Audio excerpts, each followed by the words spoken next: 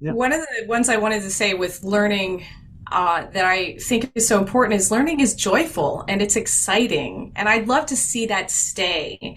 And I think that's what's great about, and I feel bad about saying this, but taking away those compulsory subjects and letting people choose what they want to learn, because they're still going to learn to read if they're really into underwater basket weaving, because they're going to have to find a way to figure out how to find the person to teach them to do that.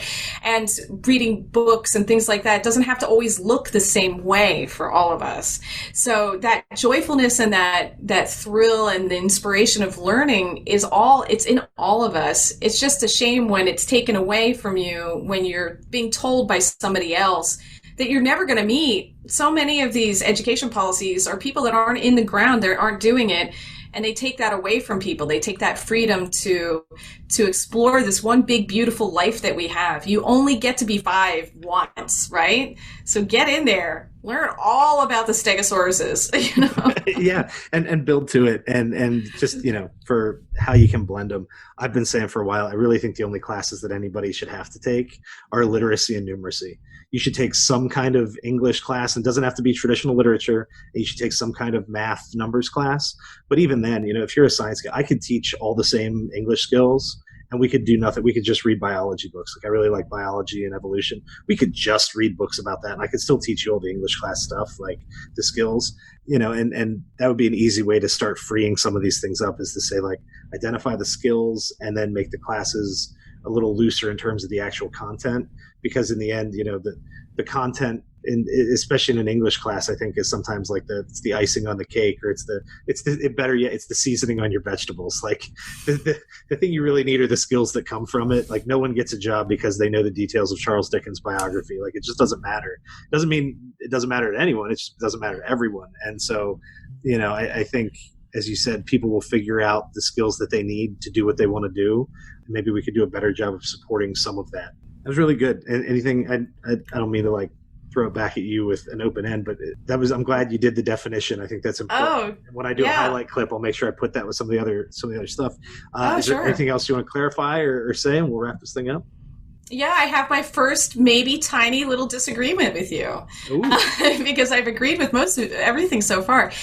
I absolutely agree that numeracy and reading are extremely important. And I think people should still be able to choose how they want to learn that.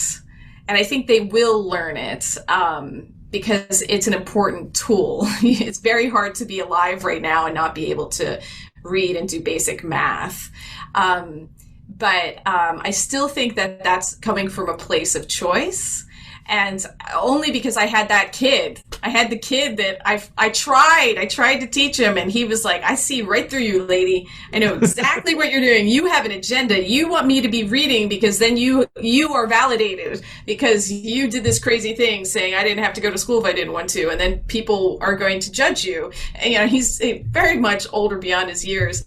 And it was exactly right. It was as if he tapped into my deepest, darkest fears. Like, oh, I'm trying this unschool thing and my kid can't read, and everybody is going to, think I'm a horrible mother.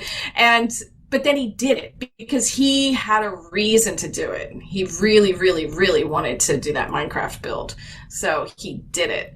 And we see that at Embark. We see people doing things that normally you would not think that they could do on their own, but they get to a place where it needs to be done and they'll do it. It comes back to trust. Yeah. Yeah. And I agree. I think if we're thinking about how to put any of these ideas into anything that even vaguely resembles current public education or building off of an existing institution, I would agree, get rid of the age barriers and let kids do what they're interested in or what's appropriate to their skill level. I think that if you can read and write and speak at a reasonable level, and you can do basic arithmetic, sort of the first half of Algebra 1, the first quarter of geometry kind of deal. Like, you don't even need the whole, but like, you need to be able to manipulate numbers. And if you can do those things reasonably well, then critical thinking comes easier. Not that you can't ask questions, but if you can do the math and you can do the reading and writing, you can teach yourself anything in the world.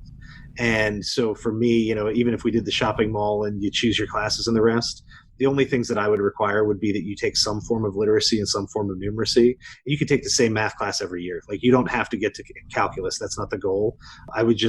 that would be the one place where I would want to be very intentional and purposeful, that you're going to dedicate 30, 40 minutes of your day to building your literacy and your rhetoric skills. You're going to build your numeracy, and your ability to, say, interpret statistics, things like that.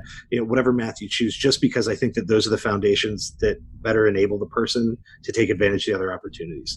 And that doesn't mean that a person can't do that on their own. I'm just saying that if I was going to design a system that we're going to try to make work for most people, I would say that everybody needs to spend at least a little time on that, at least, younger students especially. And and given that you're working with self-directed education, that's a very reasonable place for us to disagree. I think that makes perfect sense. But that would be the place where and by the way, I don't love math. Like I was good at math early and then bad at math later in high school, and I hated it the whole time. But I still see that value in it, and so I would be hesitant to toss those, just because I see those as those are the things you need to be able to do all the other things well and to take advantage of those other opportunities. And so that would be, for me, probably the only compulsory piece. You got to do something literacy, something numeracy, and the rest of the day is your thing to do. And I have 2 points with that. One is there's an optic reason there too as well, because I feel people will feel comfort and at least a bit more security if that was in there, right? So if that was curriculum of sorts, right? So if that was there, then okay, so now you can go do this whole crazy thing that you want to do, but at least I know that this is going to be taken care of. So because this change that we're talking about, I mean, if we were to do it exactly my way, it would just be bananas. And I am my way, and I see how people react to it. So I think yours also eases people into it. So that's an important thing to take into consideration, because that at least gets those kids into a place where they have that autonomy and respect and trust and freedom. They just have to do this one thing. And we have members will say that too, because their parents really want to see those 2 things.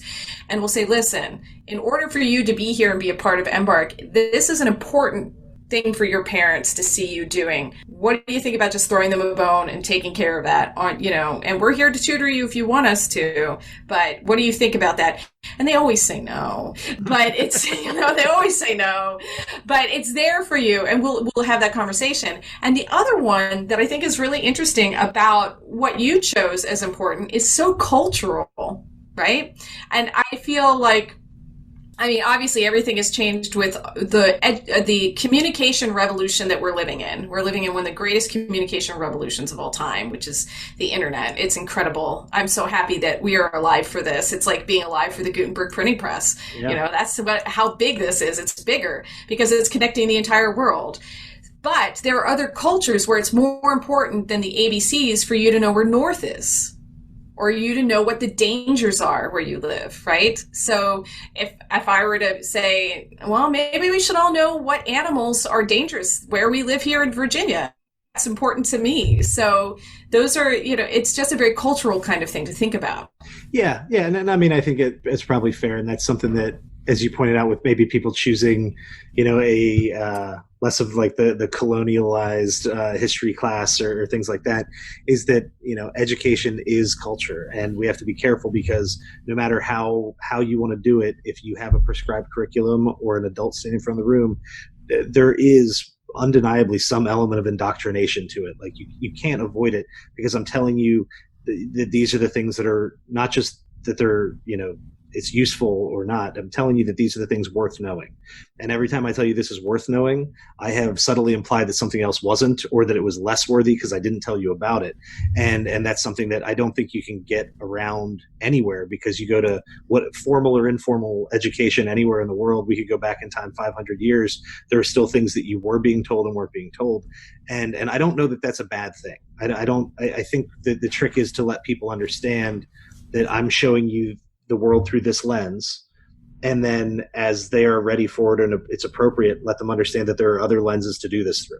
Don't get me wrong, we could probably deal with cleaning our current lens a little bit, or presenting an alternative, or change it up, that'd be fine. But yeah, I think for where and when we live, if you can do the math and you can do the reading and writing, you can do everything else too, because as you point out, the internet gives you the access. If we were living without computers in rural Montana, then let's go ahead and talk about wolves and coyotes and like that's going to be more important, and I think that we should adapt. It's actually one of the reasons I have concerns about a federal or nationalized curriculum and education, just because while we are technically one country, we're a very big place with a lot of different, situations. And I don't know that it's good to force everyone into the same setup. But for me, and again, I might be looking at it too narrowly. I just think with literacy and numeracy, it unlocks all the doors to the other things that you want to do. And if you have those basic skills, the internet really blossoms. Like it really turns into something that you not only can consume from, but you can produce through. If you don't have the basic math and the basic literacy, you might be able to watch a million YouTube videos, but it's very difficult for you to produce something in exchange, to put something back out there for other people.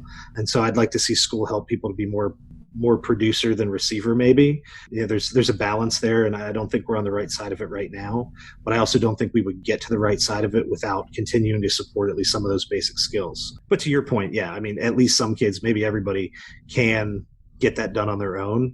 I'm just saying, if you're going to entrust 1,000 kids to me, I'm going to make sure they get those two pieces, because the rest of it will sort itself out. Yes, your numbers are a lot different than mine. Mine's 33. Yeah, I'm thinking like a whole high school, but yeah. Of course. And I liked what you said with producer and receiver, because you could also change that to talk about control and not control, and control of your life and not control of your life as well, or control of your choices or not control of your choices too, which I also like to think about. Yeah, maybe these are like sliders on a mixing board. It's a continuum. We don't have to have control or no control, or we don't have to say you learn the skills you don't learn. There might be a place where we achieve some sort of balance, where students are producing as much as they're receiving, or they're controlling as much as they're not controlling. And that's I think maybe we just it's more about adjusting levels than throwing away the entire mixing board. Maybe not to say we Absolutely. couldn't do that too. If we wanted to make an effective change in a realistic timeline that actually, do something, I think more about adjusting the sliders than buying new equipment entirely. And that's really a lot of this conversation. I mean, that's, again, what you guys are doing is fantastic. And I think hopefully having this conversation, it's productive for me. I've learned a lot, but hopefully it also helps other people to consider new options, to think about it in a new way. I'm also the last guy that's going to tell you to just scrap everything that you have in a public school system to go to self-directed learning 100%. But there's something in between the two. And that's where a lot of this conversation, a lot of the podcast for me, is trying to figure out what is a more productive balance, or what's something that's going to work better for children today, because I don't think what we're doing right now is working as well as it could.